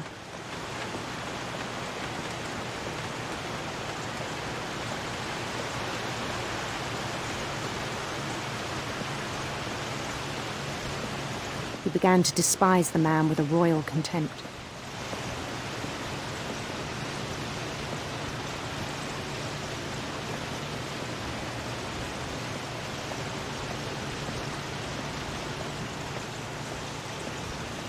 I still thought I could save him.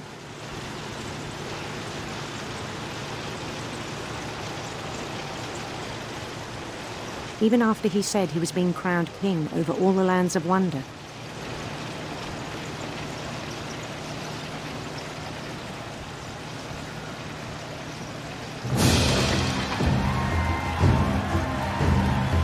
The palace would be packed with his companions.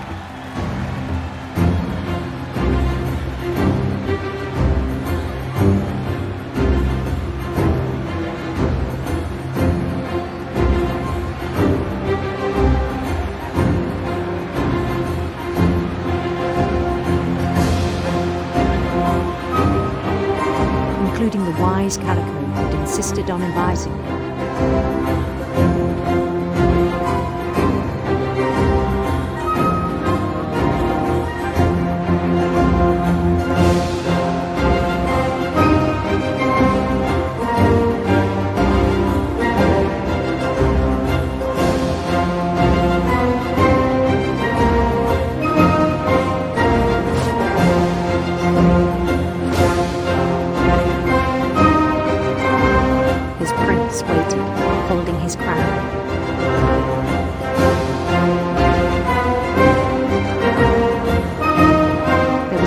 Thing left to do.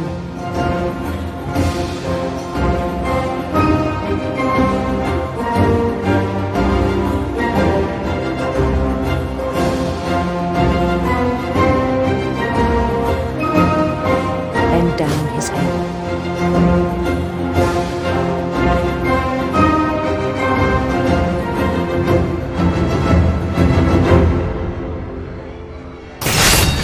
And the rest I think you know.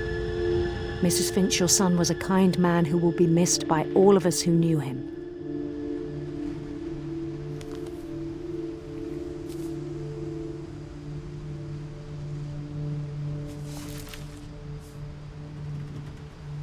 My brother was really cool. I wish you could have met him.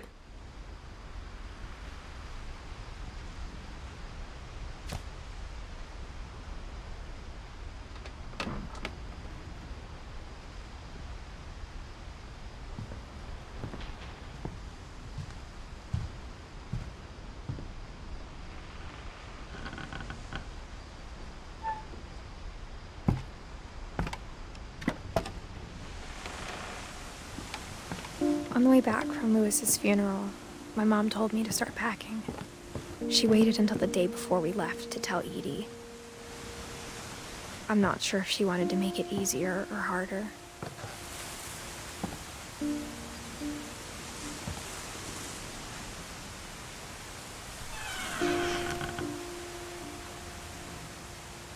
I wish we'd stayed.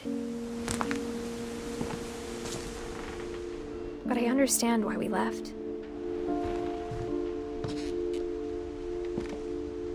My mom ended up leaving everything behind.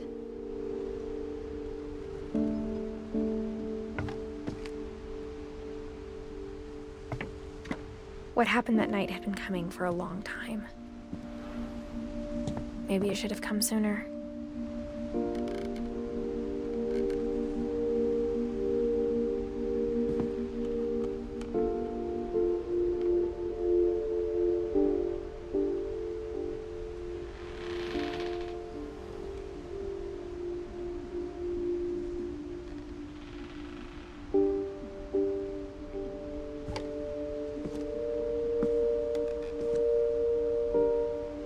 But it had to end one way or another. All that's left now is to tell you about that last night.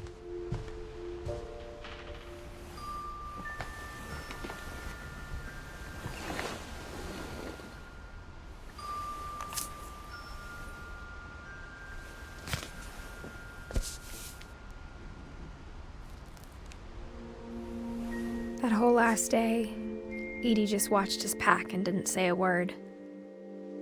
Until supper, when she raised her glass and said, "To our final night together, and all our final nights apart." Grandma, you know what I said about alcohol. Some of your medications are very Edith, specific. I left a present for you in the hallway. Why don't you go open it? The grown-ups have to argue now. I'm sorry, you're right. We're all leaving tomorrow. Let's just enjoy our last... I'm not leaving. Edith, you're excused.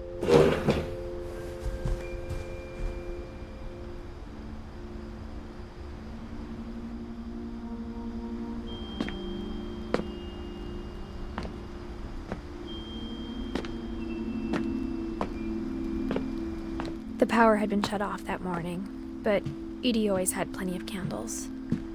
When my mom sealed the library, I don't think she knew about the other entrance. Or that Edie had a key to it.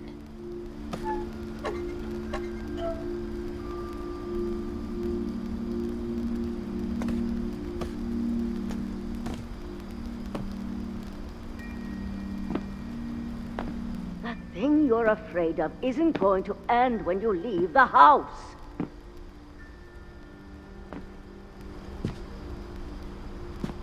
Edith has a right to know these stories. My children are dead because of your stories. I think it's best if Edith and I leave tonight.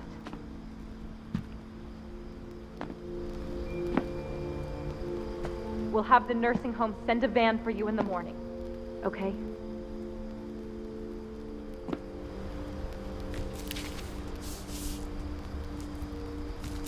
Dear Edith, there's so many stories I wish I could tell you, but there's only time for one.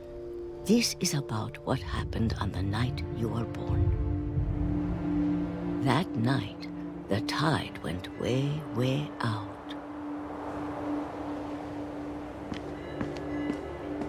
It was the first and last time I ever saw the old house aground.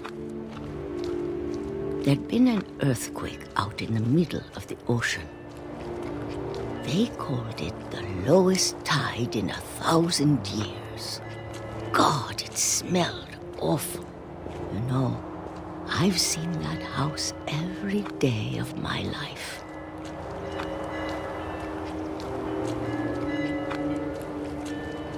But I never thought I'd go back to it. When the fog rolled in, I lost my way.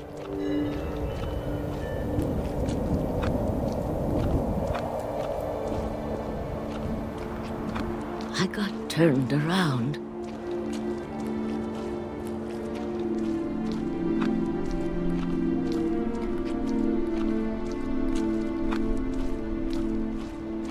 For a while, I wandered. I started seeing things.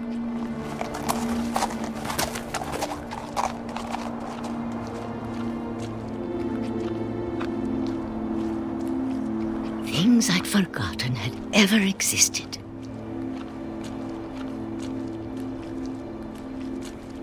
But when I saw them, they felt like old friends. That night, a lot of things came back to me. Or maybe I came back to them.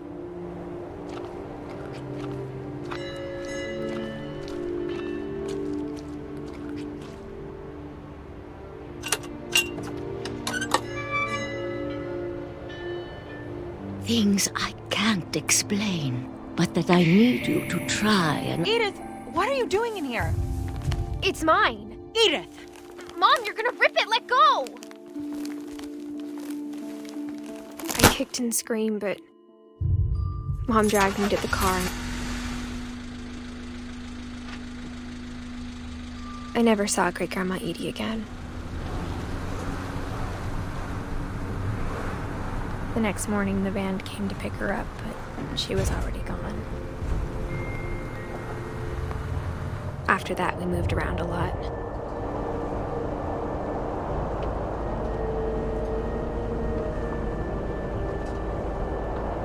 We both tried to make the best of it.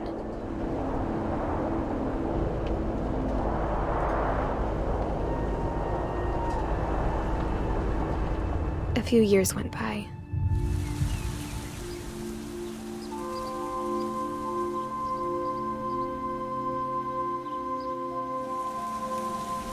My mom didn't like to talk about it,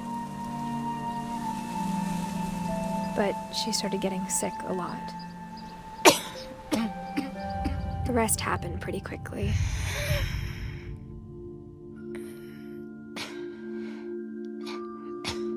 She got better for a while, and then she didn't. And then I was alone. The last Finch left alive.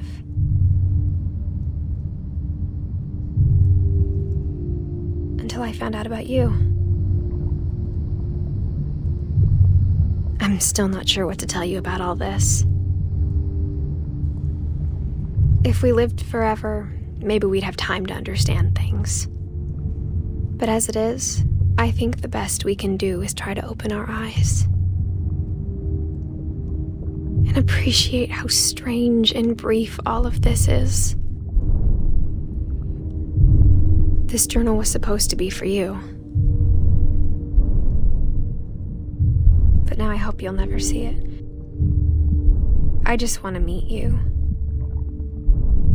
And tell you all these stories myself.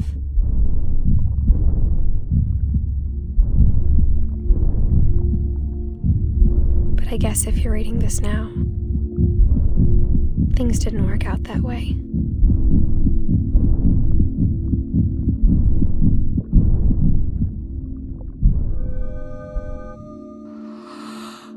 This is where your story begins. I'm sorry I won't be there to see it. It's a lot to ask, but I don't want you to be sad that I'm gone. I want you to be amazed that any of us ever had a chance to be here at all. Good luck.